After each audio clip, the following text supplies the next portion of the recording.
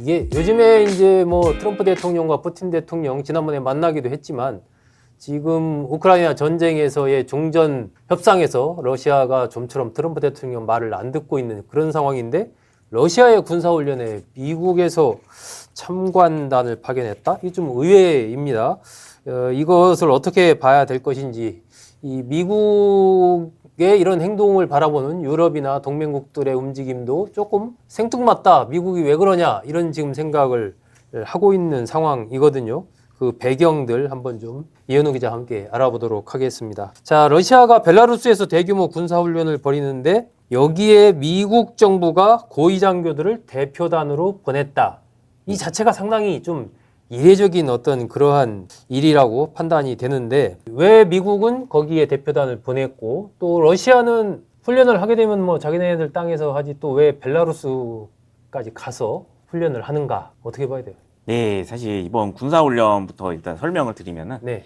이게 자파드 2025라고 부르는 군사훈련이라고 합니다. 러시아와 벨라루스가 사실 4년마다 공동 진행하는 연합 기동훈련이라고 알려져 있는데요. 지난 12일부터 5일 동안 러시아 본토 그리고 벨라루스, 발트해, 바렌츠해 등 여러 지역에서 같이 동시에 진행이 됐습니다. 네. 특히 관심을 끈 게 이제 벨라루스에서 진행된 훈련이었는데요. 벨라루스가 이제 폴란드와 동부 국경을 바로 마주한 국가다 보니까 이제 폴란드 정부는 해당 군사 훈련 소식에 이제 굉장히 긴장을 했고, 그래서 이 소식이 나오자마자 이제 4만 명의 병력을 국경으로 배치를 하고 국경을 폐쇄해 버렸습니다. 요즘에 폴란드가 어쨌든 이 러시아의 움직임에 대해서 굉장히 민감하죠. 혹시 예, 그렇습니다. 추가로 또 침공 가능성 이런 것 때문에. 더군다나 또 이 훈련이 진행되기 직전인 이제 네. 지난 10일에 러시아 드론 이제 19대가 폴란드 국경을 불법 침범하는 사건이 또 발생을 해서 네. 폴란드군이 출동해서 이 중 4대를 격추를 시키는 일도 있었는데요. 러시아 측은 뭐 이게 원래 우크라이나로 가던 건데 고장이 난 거다. 이제 그런 식으로 설명을 했고, 폴란드 측에서는 19대가 어떻게 동시에 고장이 나느냐 이렇게 지금 반발을 했었습니다. 그리고 또 15일에는 러시아 드론이 또 다른 나토 회원국인 루마니아 국경도 불법 침입을 하면서 엄청난 긴장감이 이제 고조가 됐는데 러시아가 여기도 한번 찔러보고 여기도 한번 찔러보고 뭐 그런 느낌이네요. 예, 그렇습니다. 그래서 동유럽 국가들은 모두 이제 군사적으로 초비상에 걸리는 상황이었는데 미국하고 튀르키예, 헝가리 세 나라가 이 훈련에 대표단을 보내게 되면서 엄청난 논란에 휩싸였습니다. 네. 사실 이게 굉장히 상징적인 행사이기 때문에 러시아 입장에서는 뭐 실제 군사 전력을 노출을 하거나 그런 행사라기보다는 러시아와 벨라루스가 이제 우호관계 증진 그리고 러시아의 군사력을 이제 유럽에 과시하는 이런 네. 목적의 행사였는데 근데 이제 여기에 고위 장교로 구성된 대표단을 미국이 보낸 거는 전력 분석이라기보다는 결국엔 친교 목적이 아니냐 이런 지금 지적이 나왔었거든요. 그나마 이제 튀르키예랑 헝가리는 나토 회원국임에도 전통적으로 친러 국가들로 분류가 돼 있고 그리고 또 나토와 중재 역할도 맡았던 나라들이기 때문에 뭐 여기는 보낼 수 있다 그렇게 이해들을 했는데 네. 미국은 사실 입장이 많이 다른 상황입니다. 미국은 나토의 중심 국가고 그리고 나토 조약 5조에 따라서 가맹국들의 방위를 전부 책임을 지고 있는 나라인데 이제 동유럽 나토 회원국들은 전부 군사 비상에 걸렸고 이제 모두가 지금 긴장하는 상황에서 어허. 이런 러시아의 대형 행사에 도대체 미군 장교들이 왜 갔냐 이런 네. 비판이 지금 나온 걸로 보입니다. 뭐 그런 비판 나올 수밖에 없는 상황 같아요. 뭐 동맹국들이 보기에는 좀 황당하고 생뚱맞기도 하고 도대체 왜 보냈지 지금 이런 상황에서. 그리고 최근에 트럼프 대통령이 어쨌든 계속해서 대러 제재를 강화하겠다. 그리고 동맹국들에게 러시아산 원유를 사지 마라. 유럽 국가들한테 그렇게 뭐 요구도 하고 있는 그런 상황에서 이제 이 대표단을 보냈단 말이에요. 그러니까 뭔가 이게 좀 미국의 진위가 뭐냐, 앞뒤가 좀 안 맞는 거 아니냐 이런 해석이 나올 만한데 그런 건 어떻게 봐야 됩니까? 네, 안 그래도 그래서 유럽 국가들도 굉장히 당황하고 있는 상황이라고 하는데요. 사실 유럽연합도 원래 이제 17일에 발표하려고 했던 19차 대러 제재안 여기서 이제 뭐 석유 수입을 좀 더 줄인다든가 이런 네. 발표를 하려고 했던 거를 무기한 연기해 버렸습니다. 아하. 트럼프 행정부의 대러 정책이 도무지 감을 잡기 어렵기 때문에 일단 입장을 유보를 했는데요. 사실 미국하고 러시아는 지금 우크라이나 전쟁과는 별개로 양국 간 관계 개선 작업을 계속 하고 있는 걸로 알려져 있습니다. 우크라이나 전쟁 휴전 문제 외에 양국 간 이제 걸린 문제들이 좀 많았었거든요. 네. 뭐 이제 핵 감축 문제, 그리고 탄도미사일 감축 문제라든가 이제 양국 간 북극 지역에서의 안보 문제 이런 거는 이제 전임 조 바이든 행정부 때 거의 다 폐기가 됐었기 때문에 네. 이런 각종 안보 조약들을 재설정할 필요가 있었습니다. 아마 그런 배경에서 이제 미국이 표면상으로는 대러 제재를 강화하자 그렇게 외치면서도 러시아에 군사대표단을 보내면서 유화적 제스처를 취한 게 아니냐 이런 분석이 나오고 있고요. 그러니 유럽 국가들 입장에서는 동맹국인데 이러면 이제 미국의 스탠스가 과연 뭐냐 이러면서 이제 믿기가 어려워진다 그런 이야기가 나오고 있습니다. 네. 결국에는 우크라이나 전쟁 휴전 문제도 이제 미러 관계하고는 이제 별개다 그러면서 결부시키지 않겠다 이런 이야기가 나오고 있기 때문에 그럴 수밖에 없는데요. 유럽 입장에서는 되게 서운할 것 같아요. 예, 그렇습니다. 미국에 대해서. 그리고 최근에 또 미국 정부가 뭐 발트 3국을 비롯해서 동유럽 국가들한테 앞으로 군사 지원을 이제 단계적으로 축소할 수 있다 이런 통보까지 했다고 또 외신 보도가 나왔었습니다. 네. 결국에는 이렇게 되면은 뭐 러시아가 만약에 이제 나토 회원국 중 하나에 대해서 추가 확전을 벌여도 정말로 미국이 이제 나토 중심 국가로서 동맹국들과 연합을 해서 러시아와 정말로 싸워줄지 여기에 또 의문이 생길 수가 있기 때문에 이제 좀 미국에 대한 신뢰도가 떨어진 게 가장 큰 문제다 그런 이야기가 나오고 있습니다. 미국에 대한 신뢰도 문제는 참 유럽 국가만이 아니라 모든 그동안의 미국의 동맹국들 포함해서 그죠. 지금 뭐 관세 협상 문제 이런 군사적인 문제 이런 것 때문에 미국의 패권이 달라지고 있다라는 평가도 나오지만 과연 이것이 국제 질서에 어떻게 작용할지도 참 궁금해지는 그런 상황이 지금 아닌가 싶습니다. 자, 그런데 러시아나 이제 발트 3국 입장에서는 당장 폴란드 같은 경우는 특히나 러시아가 언제든 우리를 침략할 수 있다. 그러한 어떤 두려움 이런 것들을 늘 갖고 있고 그렇기 때문에 경비도 강화하고 우리 뭐 방산 수입도 하고 그러는 거잖아요, 지금. 근데 실제로 러시아가 이 발트 3국이나 폴란드 쪽을 뭐 침공하려고 하는 어떤 움직임 이런 것들이 좀 드러나는 게 있나요?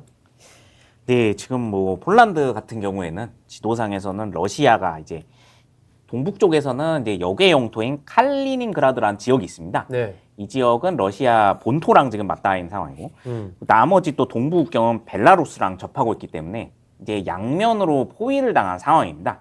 그러다 보니까 또 불안감이 좀 커지고 있는데요. 네. 러시아가 이 칼리닝그라드와 벨라루스에 계속 군사력을 증강을 시키고 있습니다.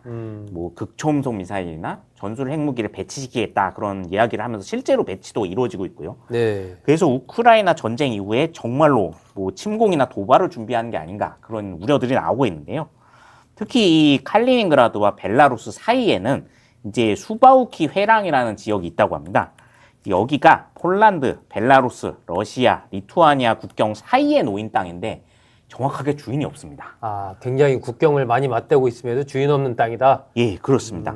상당히 오랜 기간 또 방치된 지역이다 보니까 우리로 치면은 남북 간의 비무장지대와 같은 그런 지역인데요. 네. 러시아군이 최근 이곳에 자꾸 드론을 보내고 있고 이제 감시를 강화하면서 이제 만약에 유사시에 이 지역을 갑자기 점령을 하는 게 아닌가 그런 우려가 나오고 있는데요. 네.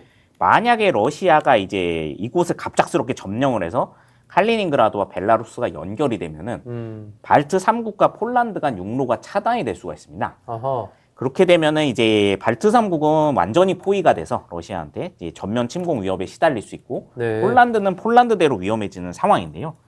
폴란드는 이제 자칫하면은 동부전선을 혼자 담당해야 될 수도 있는 상당히 버거운 상황에 놓일 수 있다 이런 우려가 나오고 있고요. 근데 일단 이 지역은 아까도 말씀드렸듯이 어느 나라에도 공식적으로 지금 소속돼 있는 땅은 아니기 때문에 네. 러시아가 이제 일시적으로 점령을 해도 바로 나토에서 뭐 추가 조치를 하거나 이제 거기에 대해서 여기는 이제 나토 방어선이니까 물러나라고 이제 경고를 하거나 이러기가 조금 애매한 지역입니다. 네. 그래서 폴란드가 지금 당장 우려하는 부분은 이 부분이 좀 크다는 분석이 나오고 있습니다.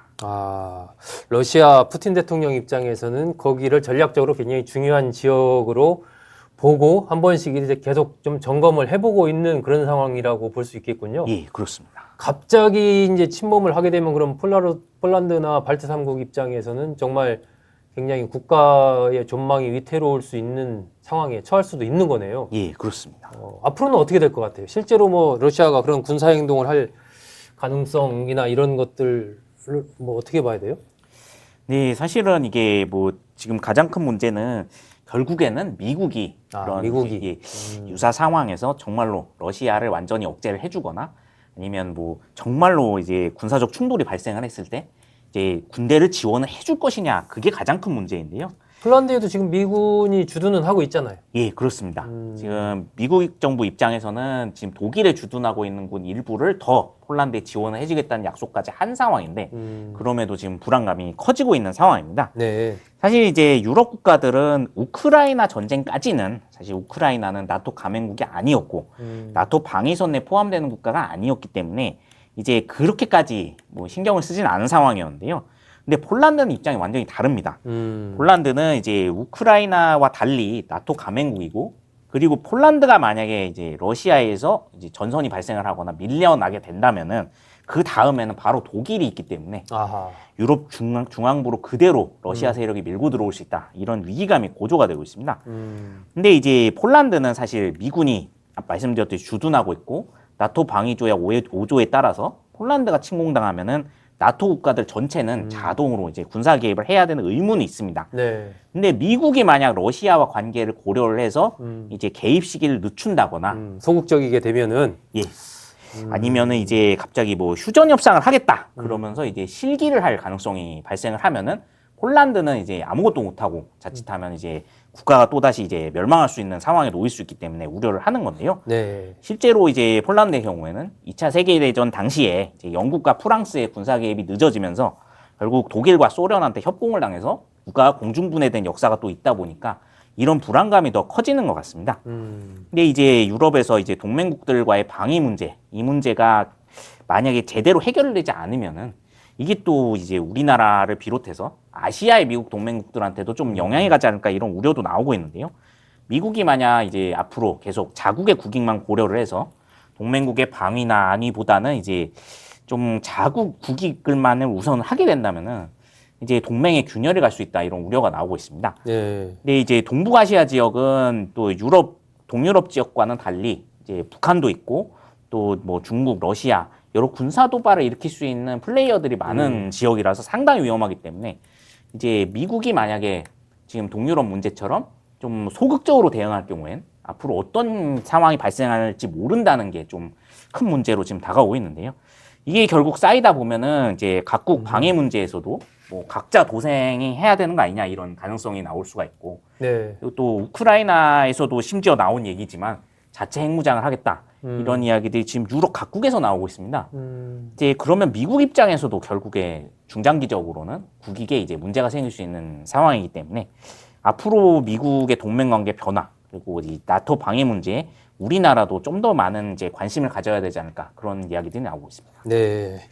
국제 질서가 어쨌든 굉장히 빠르게 변화하고 있고 지금 뭐 이현우 기자 설명한 대로 우리 안보는 우리가 지켜야 된다는 것이 확산되면 좋은 의미 같기도 하지만 이게 이제 세계의 질서가 크게 이제 흐트러질 가능성이 있는 거죠. 그러면 이제 약육강식의 질서가 오기 때문에 우리나라 입장에서도 이게 결코 좋은 상황이 아닙니다. 여러 가지 지금 유럽에서 러시아를 중심으로 일어나고 있는 이 움직임 이런 것들도 우리 입장에서는 잘 살펴봐야 될 필요가 있지 않나 싶습니다. 자, 이현우 기자와 함께 국제 핫이슈 두 가지 네팔 정부 붕괴한 사태와 러시아 군사훈련에 미국 대표단 참가한 상황 관련해서 좀 얘기 들어봤습니다. 자, 이현우 기자 수고했습니다.